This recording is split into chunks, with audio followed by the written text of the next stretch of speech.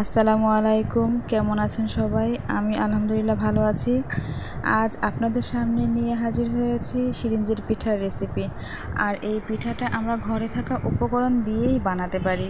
এর জন্য আমাদের প্রয়োজন ভাতের চাল, যেটা আমরা ভাত খাই সে চালটা, অথবা এটাকে সিদ্ধ চালও বলা হয়।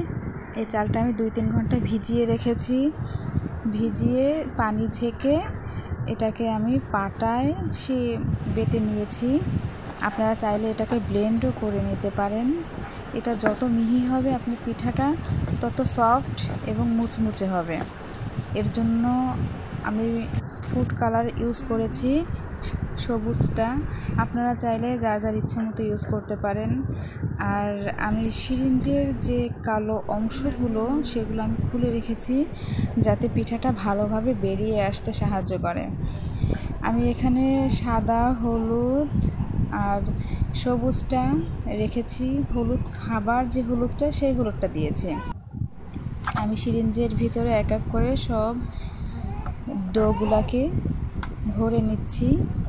তারপরে আমি এখানে এই ডোগুলা দিয়ে পিঠা বানানোর জন্য নিয়েছি কলা পাতা। আপনারা চাইলে যে কোনো পাতা দিয়ে এটা করতে পারেন। এরপরে আমি ভাপ দিয়ে নিয়েছি। ভাপে সিদ্ধ হওয়ার পর এটাকে আমরা রোদ্রে শুকাবো। এটা আমার কাঁচা, আমি রোদ্রে শুকিয়ে তারপরে নিয়েছি। এরপরে এটাকে তেলে ভাজতে হবে। দেখেন আল্লাহর রহমতে কত মুচমুচা এবং ফ্রেশ এখনই দেখাচ্ছে। আপনাদেরকে দেখিয়ে দিচ্ছি, ফুলে উঠেছে সুন্দর, মাশাআল্লাহ। ডোটা যত ভালো হবে, ময়দাটা যত মিহি হবে, ততক্ষণ পিঠাগুলো ফুলবে।